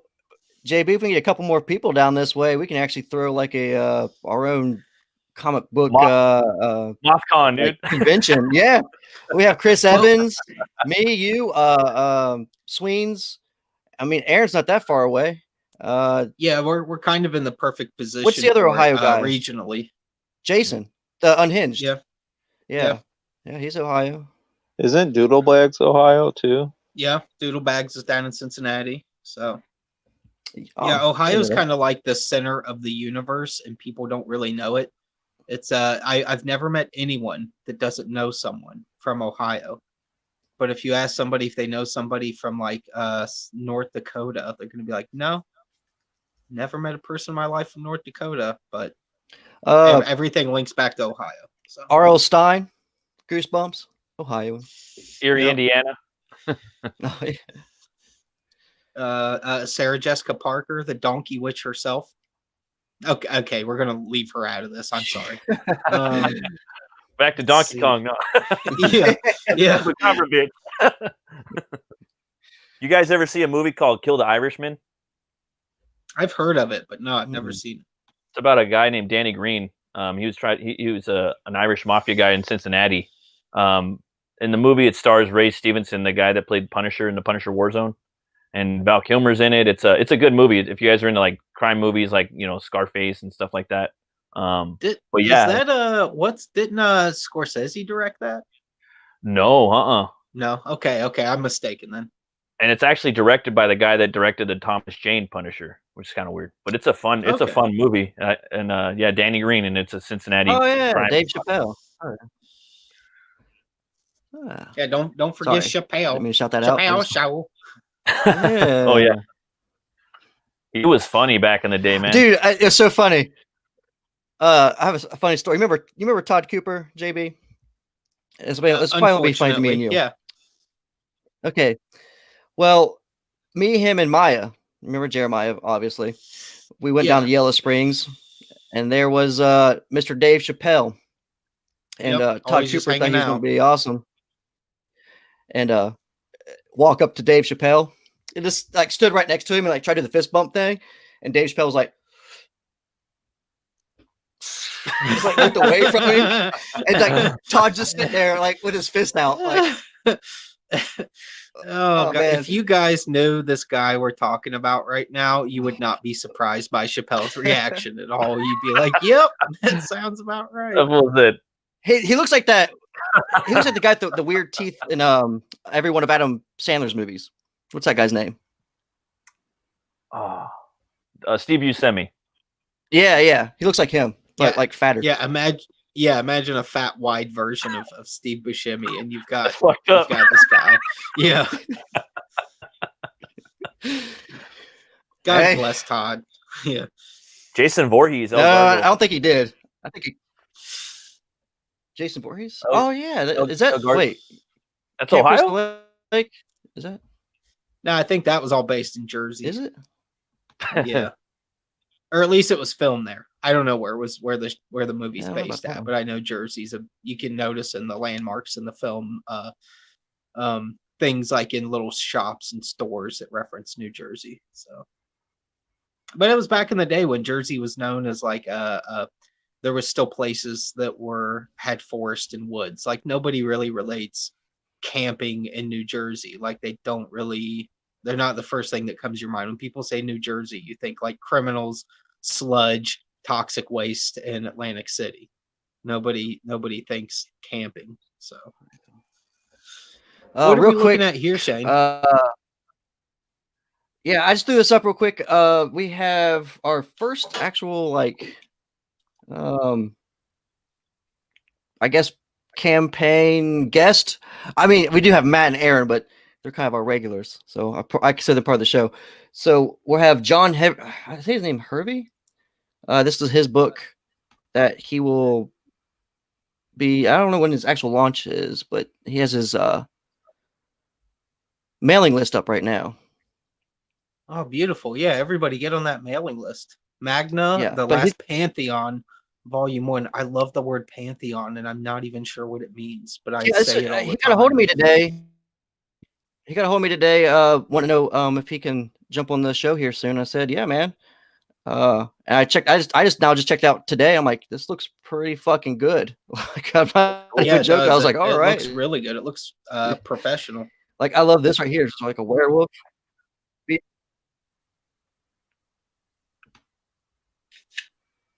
But yeah, Yeah. Oh, that looks right up my alley. Yeah, it's got pantheons in it, or a pantheon. That's awesome. What is the definition of pantheon? Tell me, please. It's a subgroup of gods. So you got the Norse pantheon, okay. you got the Greek pantheon, you got the biblical pantheon. See, So I only know of it from like emperor songs from, like bands from Norway that Oh, just yeah. scream, and I love it, but I've never really like thought into the lyrics or anything because I'm just not that kind of a person. You like that black metal, huh? Oh yeah, I love it. Not all of it because it's basically the Britney Spears of that area. Like there's 10,000, like it's the pop music over there. So you kind of have to go backwards to the old stuff to really find appreciation for it. These days, Like I Bathory? don't really. Yeah, Bathory's interesting. I'm that's a little too old for my taste, but I still like it. I like the influence side of it, but I'm like Dark Throne and Emperor kind of era. Like you like Immortal? Yeah, Immortal's interesting. They're not too bad. It's one of those. It's that type of music where I understand why it turns off some people because it is so purposefully unproduced, like it's supposed to sound bad. That's part of the charm. Yeah. But I don't know, just something about these Norwegian dudes screeching and the guitars all sounding like a gritty mess recorded through a microphone that was plugged into like a Radio Shack tape deck. Like I like the lack of production value. Like that's something that appeals to me, even though I know for some people it's not they don't get why you would intentionally want to sound bad. It's like it's not that it sounds bad, it's just it's setting a tone for the music. It's setting it's supposed to make you feel uncomfortable and spooked, and it does the job because it certainly does make a person feel uncomfortable and spooked. And when you realize some of these guys took that stuff really seriously to the point where they were killing each other, it makes it even more intense and more wild and out there. So, I mean, there's a photo of a dude playing with another guy's brains after his head got blown off, and that was an album cover. And these were people that knew each other, jammed in the same house. I mean, they're some of them were just absolute lunatics. But It's a Mayhem, right? yeah. They made a movie of that. Mayhem. They made a movie of that with Macaulay Culkin's little brother, but it's not they changed a lot of stuff around. I didn't watch it because I was worried. Like the trailers I saw for it made it look like the equivalent to some dumb teens in America that jammed in their basement and complained to their parents, like, "Oh, mom!" Like I'm sorry, these dudes. Yeah, they had parents. Yeah, some of them were even kind of privileged. They had money. They weren't poor kids, but they were there. Some of them are just really serious about their pagan belief systems. I think they're complete. As a Christian, I'm not down with any of that shit, but it doesn't mean I don't find it interesting, and I don't have some appreciation for their what's the word I'm looking for? Art. For their art, and just for how seriously they take things. Like some of them, they can't joke about themselves, and that's a bit too much. It's like, calm down, be able to have a sense of humor about yourself. But there's others where I like the dark stuff that they do. I like the spook album covers. I like the weird guy in the middle of the woods standing in the snow, all with his face painted white, holding a pig's head. Like it's just weird. Yeah. So you got any record stores? You got any record stores in your neck of the woods? Not anymore. Yeah, we used to have a cool little shop called Wilmington's because we're in Wilmington. But the dude that ran it was a big metalhead, so he had everything you could think of in there, no matter what it was. He had the weird and the obscure. He had the mainstream too, but it was kind of like there was one box that said like out this month, and it was all terrible stuff nobody bought. And then he had the rest of the store was dominated by weird rock and metal and electronic and just all kinds of ranges of other oddball stuff. I think he's the one that got me into Fozzy. Yeah, Chris Jericho, Fozzy, yeah. Fozzy was cool. I'm not a huge Fozzy fan, but they're still doing pretty good for a band making records. I like it for the fact of like, one, it's not really a WWE product. It's actually just, you know, Chris Jericho's own thing, and it's actually professional. You know how like WWE threw out, like, what, Rey Mysterio had an album, Macho Man had an album, like all these horrible, John Cena, so bad. Have you ever listened to Macho Man's rap album? No. It is, dude, look it up on YouTube. It is some of the funniest shit you will ever hear. Like, he works with other rappers on it. You know how you call out your boys when you're getting ready to start a song? Like, there's one rapper, he's like, and don't forget old Jism. I'm like, I could listen to Macho Man say old Jism over and over for days. It was just so doesn't Macho Man like call out Hulk Hogan or something in one of those songs? Probably. Yeah. I thought that was like the big thing about it, wasn't it? Like the album was like kind of directed towards Hogan. Like, he wanted to beat up Hulk Hogan. Well, Hogan's still around. Yeah. I heard they're making a movie. They're making a movie of a biopic with Chris Hemsworth. Yeah. Yep. Yeah, I got 2 record stores in my neck of the woods still. I guess they're doing pretty good. He was saying that the vinyl, like, just doing really good. It saved his business because when I went in there, I just bought CDs. And I've been going there for like, 15, 20 years. And then I found a death metal record store or another, like, didn't even know it was there. And I guess two brothers own it and some death metal band. It's been there for like 15 years. Yeah, I guess vinyl, like, it saved his industry. And I went in there and I gave him a couple of my books back then just to try to spread the word, and he let me get my book in the record store. Again, I was trying to think of different ways to get the comics out there. You know what I mean? Yeah, man, vinyl. I still haven't got into vinyl too much. That's another thing I want, because vinyl, the format, back to what you were talking about, the black metal. It's like a big comic book, dude. These albums, they got this beautiful art on them. You know what I mean? And then the sound of the vinyl is far superior than a compressed CD sound. You know what I mean? Whether you're listening to Bathory or In Flames. The packaging was not only a big selling point with vinyl. There was almost a contest to who could have the weirdest album covers. You would have Kansas with the weirdest fucking album cover you've ever seen right beside Cannibal Corpse, and you didn't know which one was the metal band. They were both so damn weird looking. But I vinyl was finally reached its nostalgia boom. It took a while, but about 2 years ago I noticed it kicking up when you started seeing like Walmarts and Target stocking vinyl again. I was just gonna say I got another Walmart story from today, because I was walking through the Walmart, like, electronics and stuff like that, and I saw they had like a bunch of vinyl records, like way more than they barely have CDs anymore. And they had a whole bunch of vinyl records in there. I was like, holy shit. And this girl runs up and she grabs one, and it was like, I think it was like some like remaster of like Dark Side of the Moon or something. I don't know. But like, she grabbed it and I was like, hey, cool. And she was like, I know, right? And she like ran off with it. She was like so excited. And I was like, man, this vinyl thing is like back. Like, holy shit.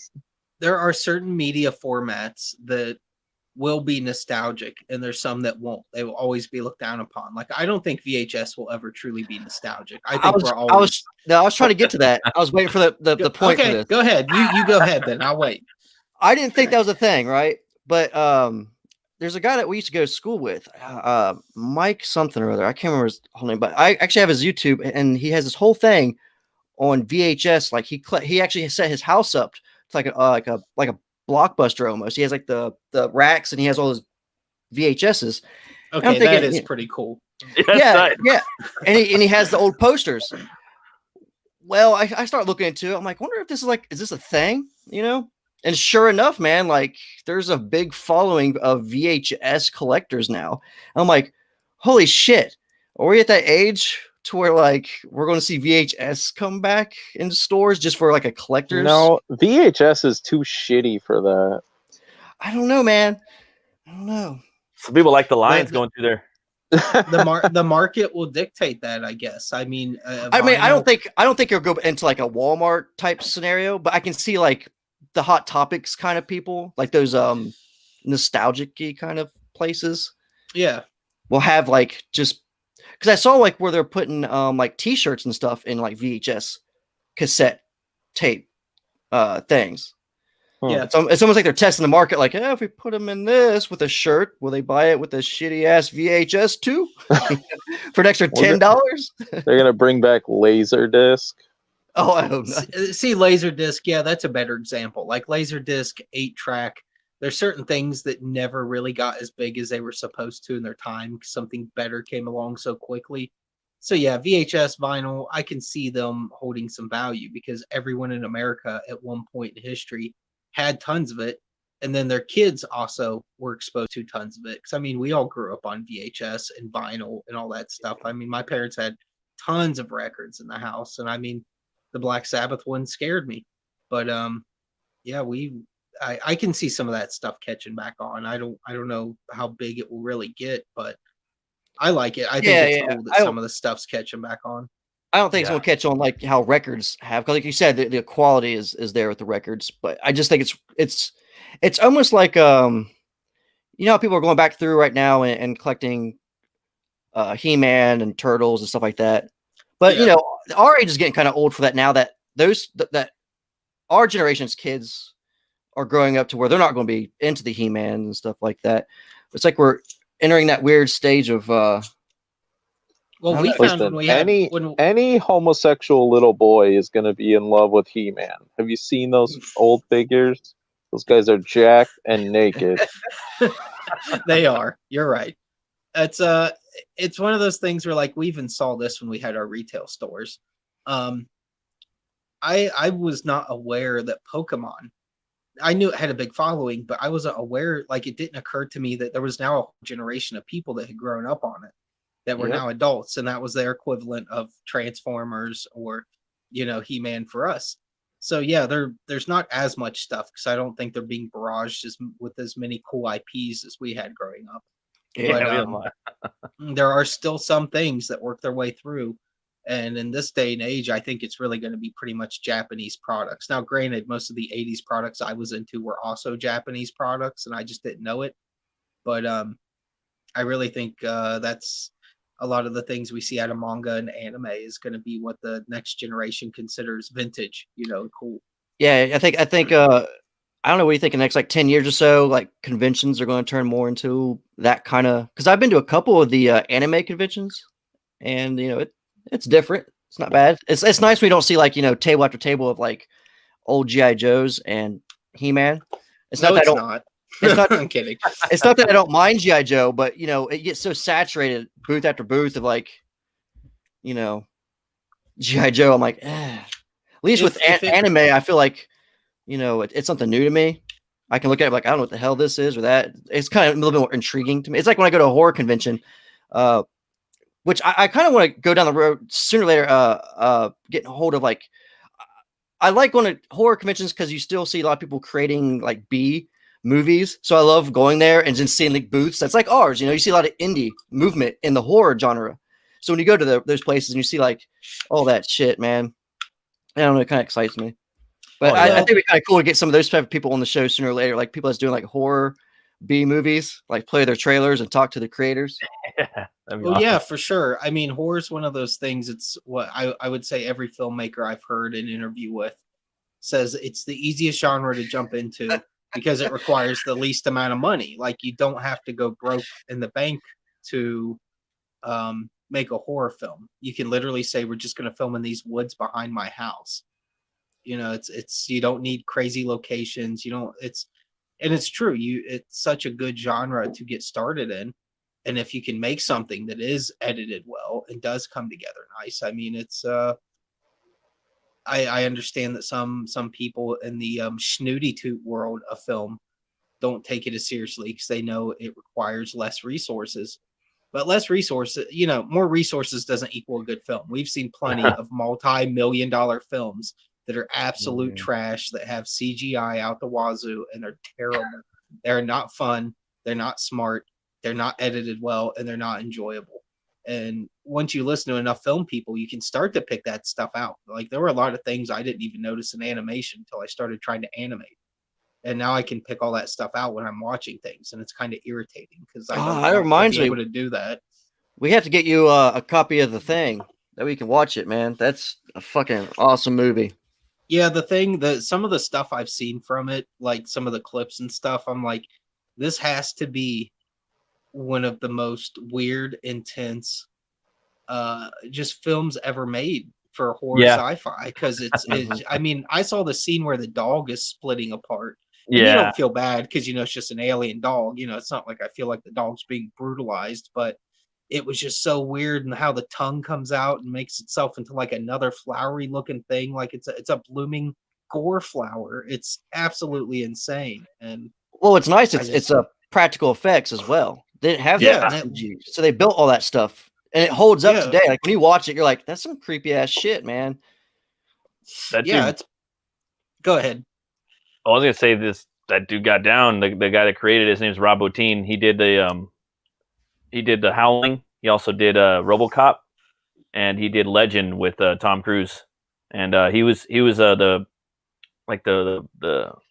guy that worked with Rick Baker. He was his assistant. They both split off, and Rick Baker went and did American Werewolf in London, and Rob Bottin went off and did The Howling. And then the thing was kind of like, I don't know. I don't want to say it's his magnum opus, but yeah, dude, that movie, you gotta watch it. And then they made a sequel prequel to it.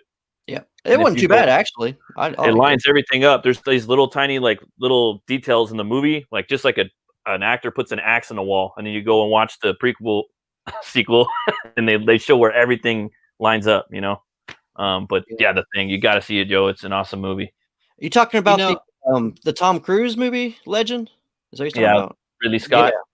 Yeah. I always loved the scene. I don't know. I assume it was a witch, a water witch of some sort. I don't think she was a goblin, right? She came out of the water and all hunched over. She's like, like scratching his armor and shit. I'm like, man, that was a wicked bitch. Meg Mucklebones, and that was the dude. That was the dude from The Howling too. The main werewolf. He played her. And I didn't know that. Scary, dude. Scary ass shit. Like that's the closest thing to a Zelda movie you're gonna get. And, you know what? Yeah, that's actually pretty good. That's true. Yeah, that's accurate. I mean, you even have the little the fairy. Yep. I can't remember her name in that. All that stuff, dude. And then if you watch the European version, it's a musical, which is fucking weird. And they're singing and stuff in it. And then Tim Curry, you know, Pennywise is playing the devil in there. It's awesome, you know. Oh man, I always love that. I always love that opening scene. Oh, go ahead. That devil. When I saw that devil man the first time, it looked so convincing that even as a kid, I did not know how they did it. Like I didn't know how they accomplished it. I was like, it blew my mind. Even as an adult, when I see it, I'm like, this looks so real. Like this is amazing how good they. And you know, in today's day and age, it would go right to CGI. They would not even bother to make him look nearly as cool and convincing and intimidating as he did. Yeah, he has like what the three. There's Blitz. I think Blitz was the his main goblin. I can't remember the other two.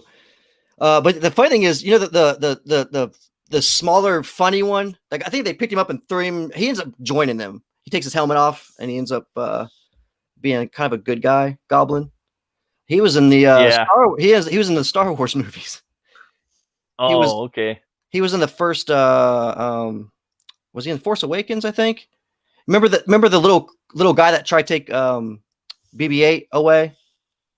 I think so. Yeah. He played him. I'm like, huh, crazy. I skimmed through those movies. I can't really tell you. I remember when what was the second new Star Wars movie? Was it The Last Jedi or was that the last one? Yeah. Whatever the second one was, though, I remember like I was talking to you, Shane, and a few other dudes, and you guys all kind of had mixed reactions. Like, it had some good and it had some bad, and like I was sending Shane the most irate tweets trying to just get through the first like 30 minutes of it, and I was like, "What the fuck is this stupid shit?" And I never finished it. I got about 35. I hate minutes that in. movie. Yeah, I barely finished it. I haven't even seen the third one yet, and then I watched Soilo Me for a couple neither. minutes, I couldn't watch it. But Mando, I fucking love Mando. That's a straight up Western bounty hunter in space. Did you watch episode 2? Yeah, Yeah. You did a review. That's right. Sorry, I forgot you did a review. Yeah, I get off work at like right when that shit goes on, so I'm like, oh, I'm gonna watch and review this shit. So just for fun, I get some popcorn. I like that show, dude. But I don't, and I like the Rogue One. I like what they did with Vader in there. I thought that was made him. Yeah. I actually really, really like Rogue One. It's the only Disney one that I've really, really, really liked. Actually, there's certain things I thought the Solo movie did. That's it. The only thing I couldn't stand about the Solo movie is like when people try to go into depth with like explaining everything. I don't think they needed to explain the Kessel Run. I didn't think they needed to explain like how Han Solo got his name. Like some guy's just like, we'll call you Han Solo, and he just kept it. I'm like, really? So if I go like, couldn't it just be his name? Yeah. Yeah. I know. What the hell? I know what dude named Han. Yeah. Maybe he just thought about it when he was outside, by himself for fucking years being a smuggler. He's Solo. No, he's Han Solo's dad. Yeah. Back to practical effects for a minute. One film that I thought did it a little too well to the point where it makes me uncomfortable. Like I won't even rewatch it. Is Eraserhead. Had some very cool lighting and practical effects, but it I don't know. I can't watch that movie again. It's too weird for my taste. I've never and I seen like that weird. I've never seen it. I've heard of it.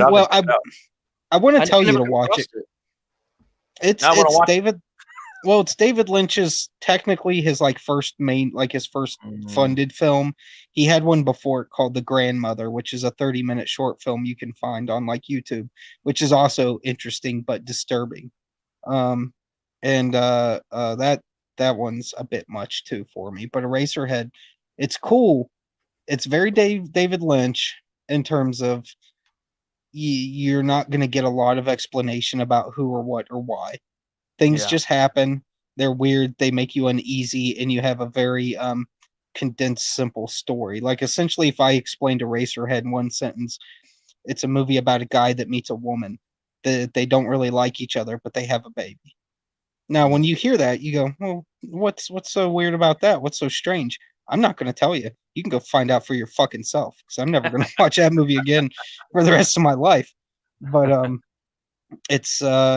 it's another one where if you're into practical effects and you're into things being done to a point where you're not really sure how they accomplished it, like you're sitting there going, I don't know how they did that. Like, I think they might have really murdered that animal. Like, it's one of those ones where you don't see an animal getting killed. I'm just using an example, but things look like that level of real, where you're sitting there so uneasy with it.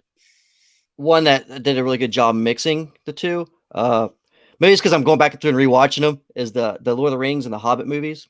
They definitely got their CG, but I mean, there's a lot of practical effects in it as well. I think they did a pretty good job versus say, what was the second Star Wars movie, Attack of the Clones? Where I think it was too saturated with green screen. It was too sterile and too clean, and it's really hard to go back and watch. Yeah, I can tolerate the prequels, but the CGI is so clean and so pristine. Yeah, that you're looking at a world that is constantly perfect. Anakin and Obi-Wan can be fighting on a lava planet, and you can tell that everything's pristine. It's like this is a lava planet. It should look I think that took away a lot of the Star Warsy aspect of it because of that. Because Star Wars is kind of a dirty world, in a lot of ways, and I think the prequels were too clean that way. Yeah. Well, that's what happens when you film everything in a giant room with a green screen. When you're filming on location, you're getting the dirt and the grit of the location. When you're filming in a warehouse you literally built a swamp inside of, you're going to get the feel of the Dagobah swamp. It's going to feel like a real place, and you just don't get that in the prequels. They have some redeeming aspects to them, but overall, that's a good thing about Mandalorian. Ruins it. Yeah, it is. You're 100% right. That's why it's so popular. Yeah, they're bringing it back to that, has a good balance of the. I mean, you can obviously tell sometimes his ship's a little bit too clean with the CG, but for the most part, part of the charm is that it looks like Star Wars, but it still has like CGI that looks a little cheap. Like we can kind of look past that and go, yeah, that's okay. A little cheap CGI gives me a little feel in the stomach for when I grew up on cheap CGI and everyone thought it was advanced. I love the fact that the child is a puppet, and you can tell. Like I said, it doesn't ever bother me when you can tell something's a puppet. I mean, you can tell when something's CG just as much as you can tell when something's a puppet. But the puppet just the acting's different. You don't have like somebody sitting having to stare at something that's not really there, and you can tell they're trying to act like it's there. Versus, you can watch the prequels and something insane will be happening right in front of Ewan McGregor's eyes, and Ewan McGregor will just be standing there blank or just smiling when there's a giant 4-armed critter running towards him with 15 spinning lightsabers. You're like, why does he look like he doesn't know that there's this thing coming? And then you're like, because he doesn't. They probably told him in the green room, like, just imagine like some guys coming at you and you're happy about it. Like you can tell there was like zero effort put in. The one thing that doesn't really piss me off about Star Wars, though, it's almost like it was meant to go to fucking Disney. Because I swear to God, like everybody who falls down and you don't see them literally get their head cut off comes back. And I'm so pissed off that they did the whole Boba Fett thing. One, I'm not the biggest Boba Fett fan. I always liked the Mandalorian armor. That's what made him look cool. But as a character, he didn't fucking do anything. And I know people like to throw the books at me. I'm like, you know what? The movies came first for me versus the books that obviously didn't stand up anyways because they, Disney erased half that shit. So I just take it as movie value. And I'm like, here we go. Shane's got to be different again. Yeah. Oh my God, Shane. No, I'm with you. I'm with you on Boba Fett, dude. Boba Fett looks cool, but he was a bitch. Yeah. Kick Aaron out right now. Shane, kick yourself and then Karen. But I do like Jango Fett. Jango Fett, it's almost like I knew you were gonna say it. I fucking knew you were gonna say it. I was just waiting for it. Jango had a cool fight scene against Obi-Wan. Yeah, Jango had a really cool fight scene against Obi-Wan. He did. You're right. He had Obi-Wan on the run, which doesn't happen very often. You had him. It took Mace Windu to like actually take him out after getting stampeded on. He had a whole fucking. He's so badass. He's like, you know what? Yeah, I'll have a clone army of myself. Go ahead and kill me. I'm still out there, bitches. So I just thought, they went and at least did something with the Mandalorian. Again, though, I always feel like Lucas always fucks up by killing everybody. It's like, dude, everybody you fucking killed, everybody wants back, and that's why they keep doing it. Like you cut Darth Maul in half. They found a way to bring him back. Now we have penal, Darth Maul without a penis running around like being a badass. I like the three at the beginning. Oh, sorry. No, go ahead. Oh, I'm just gonna say I like the prequels. Those are my favorites. What the thing is though, I wish that they were dirtier, like the original Star Wars. Those ones look better, but I grew up on the first three. That was like my age time. I like all of them, man. I really like episode 1 and 3 a lot though. But I think the human mind, I think we know on a primal level when something's fake. Just like when you're driving your car and or just when someone's looking at you, someone's looking at you and you can't control it. You know what I mean? But there's just nothing you can do to really change the human mind. We know when something's fake and we just deal with it and basically we come to find charm in it, I guess. Like Joe was saying. Yeah, right. Well, there's ways to help people suspend disbelief. We all could tell Yoda was a puppet, but he was still real. Like, you know what I mean? Like you could suspend disbelief when you saw Yoda speak and do things. Empire Strikes Back, in my opinion, is the almost a perfect movie, just period, even held up to other film. There's it's like in wrestling. People can't suspend disbelief with WWF anymore because it's so stupid and it's so contrived and dumb. But you can go over to Japan and turn on New Japan Pro Wrestling and go, and within minutes, you can be invested in a match. You can feel like these dudes are literally have not only an issue with each other, but that it's an athletic competition and that somebody is trying to win. And it's becoming a spirit, a fighting spirit, a battle of two warriors. And I know, you I will had a- never get that here, you know. I had a Shibata Ishii match lined up. I was going to show off, but since you told me that like they're really like I guess anal about Yeah. having people show their stuff online, I'm like, fuck, man, I really want to go over like New Japan wrestling because like I said, I'm not a big WE fan anymore. You know, I don't can want talk to see about it, Shibata but get yeah. his head smashed in again. I've seen it too much. oh, it's Well, so that's amazing though. yeah, it is. That's Matt. I'm not sure if you're familiar with New Japan, but there is a wrestler over there named Katsutori Shibata. He's kind of a trainer now. He's in retirement from injury, but he headbutted another guy so hard He that kind he of looks gave like himself a brain aneurysm in yeah, the Damn. match, and he still finished the match and walked He out on his almost own while died. falling over and dying. Yeah, Yeah, he kinda was looks like, dying in the hospital. Damn. That's it's brutal. like if Phil Diaz had muscles. That's what he looks like. he kind of does. He's me and Shane used to always call him like the Japanese Wolfman because he was Yeah. like he didn't shave his hair off like a lot of other wrestlers do. He had like a hairy chest and a hairy stomach, and he just looked like a crazy person in the eyeballs because he kind of is a crazy person. But You can always tell in the eyeballs. yeah, you can. It's just there's ways of getting people invested in general and being able to suspend disbelief for a little while that you can't. That I don't understand why some people don't take more into account with their products in the entertainment realm. It's like if George Lucas was able to make me suspend disbelief with a puppet, Mm-hmm. why can't some of these other things do it the same way? Like I don't remember anyone questioning the Undertaker when I was a kid. No one said, "Oh, he's a zombie." He's an Undertaker. Yeah, He comes out. he's and a chokes dead at me. man. Yeah, you were able to suspend disbelief because he looked crazy and he did crazy shit and he was fun to watch. He made you enjoy what you were looking at and just accept it for what it was rather than overanalyzing it. So it's a fine line, dude. It's tough. Like Man, they I find think, they find a way to hurt themselves without hurting themselves in New Japan, man. I don't know. yeah, Because it's like the same guys too. It's not like it's a roster of like 100 different guys that like WE has. It's like 15 of the same guys. Like let's kill each other this week. Well, actually, they're more Yeah. like a monthly though, right? They're not weekly. yeah, they do one big show a month, and that's pretty much the format they work on over there. They don't do weekly television. But you can see episodes why or though, anything like because that. their matches are so brutal. I mean, you couldn't do that every week. You need time to heal Yeah. yourself after taking like fucking.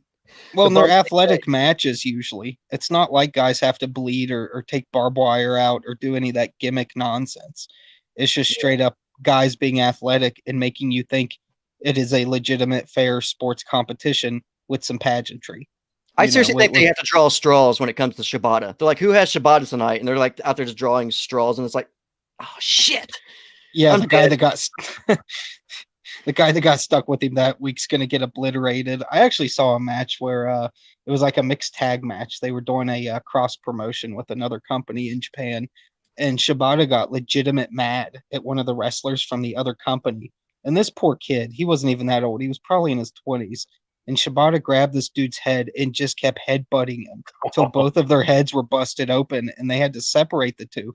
Because he knocked the kid out with his skull, and he just kept going. He just kept beating him with his skull, and they had to actually separate the teams because they were getting like legitimate aggressive and hurting each other. And it's just Japanese dudes are fiery even in wrestling. It's just as serious as football over there. Like it's in the sports section. It's a big deal. And it's to show you how shitty WE has gotten. Is they managed to convince Nakamura to leave New Japan to come over to the States into the WE. That's like their Hulk Hogan over there. And they fucking turned him into like trash. Like he's not even like yeah. I don't know if I can like even think about Nakamura without getting really upset. Elvis Presley, Yeah, he was the king of Japan. In a sense, TNA kind of did that with the Rainmaker. Why is the name slipping my mind? I keep. Well, he was on excursion and he was still a young boy, so I cut them slack because he was not. I wonder they're like a main roster guy yet, but they ruined him for sure. you kind of wonder how much of a character he wanted to do, though.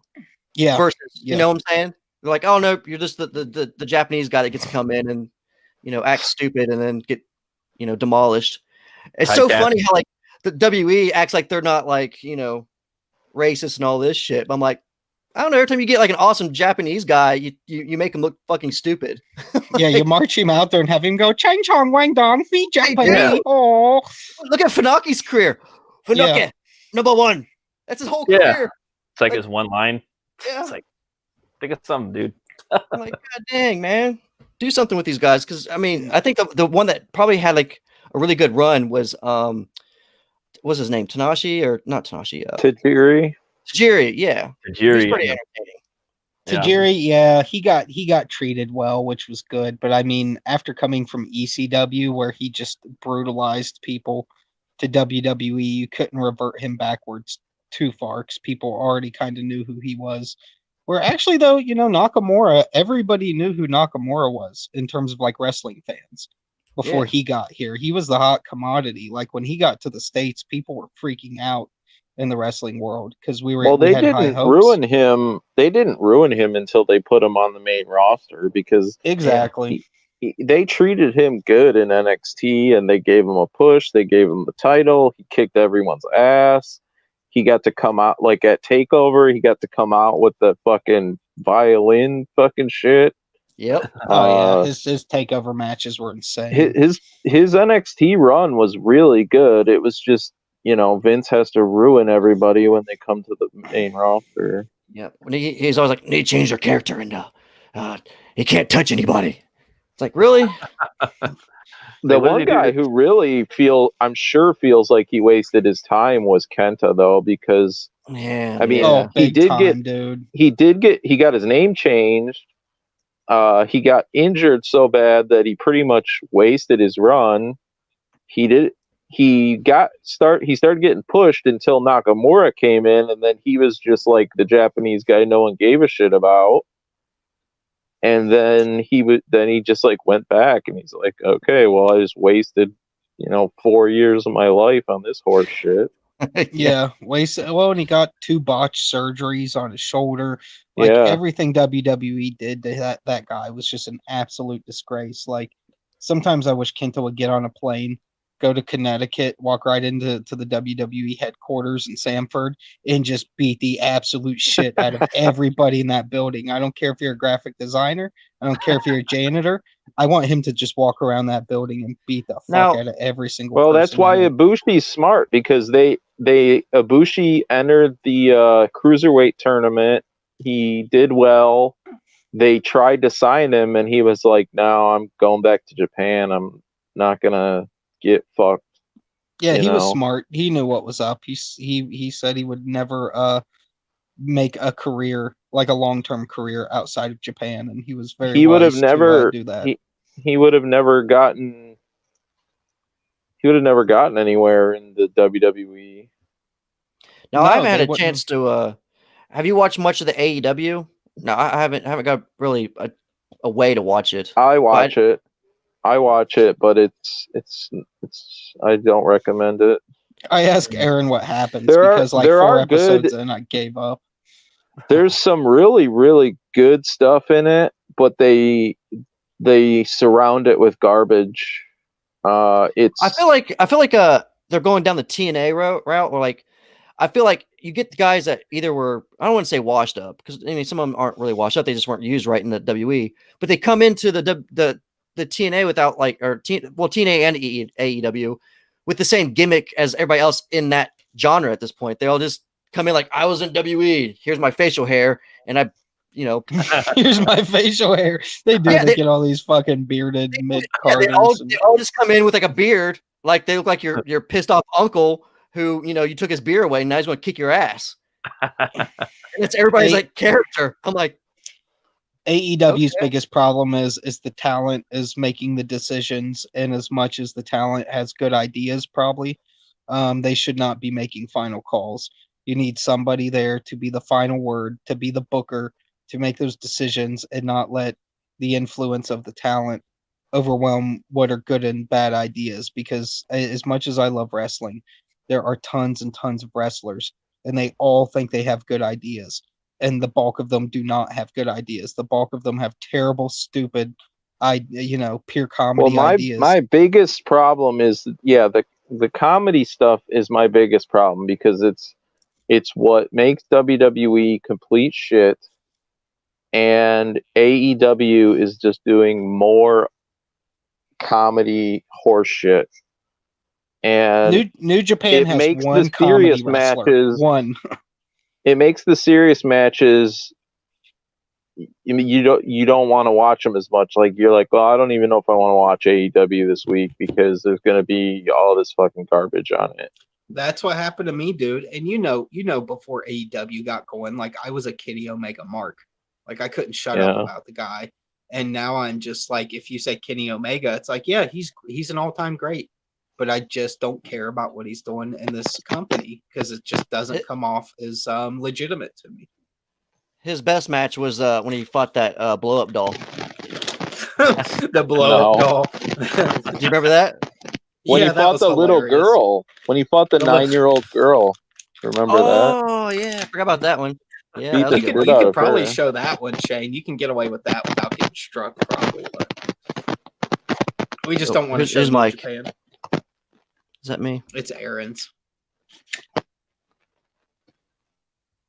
Yeah, it's Did we Aaron. lose him?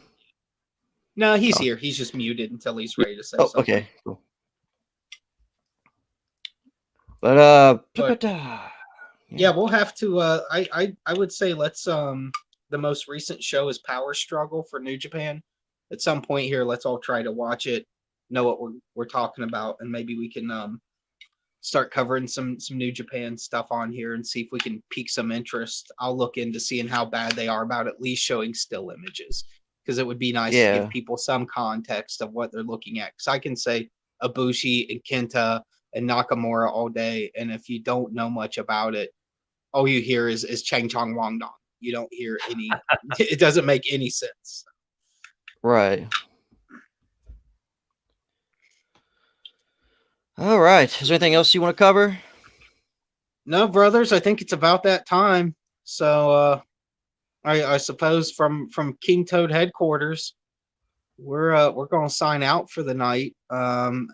Check out the Mothman, Cryptic Legends, the Mothman on Indiegogo right now. That's our first original book from King Toad on Indiegogo. Check out Butch Cleaver from Matt Burke there. Metal Movies and Brewskys, the man that brings all that fun stuff. Check out Murder Weapon from Eric Calamari on IGG now. You can sign up for that mailing list. It's going to be a very fun manga influenced book. It looks great. Butch Cleaver looks like absolute brutality, which is always fun. And Mothman's gonna make you feel those conspiracy horror vibes. So that's all I got to say, guys. Have at it. Yeah, man, I think that about does it. Anything you want to add, Matt? No, that's that. I think Joe pretty much summed it up. All right, guys. Well, brothers, yeah, it was good talking to y'all tonight, and join us again next week, and maybe we'll be able to show something related to wrestling to where you know who we're talking about. Yep. All right. Yeah. Later, guys. Later, everybody. Later.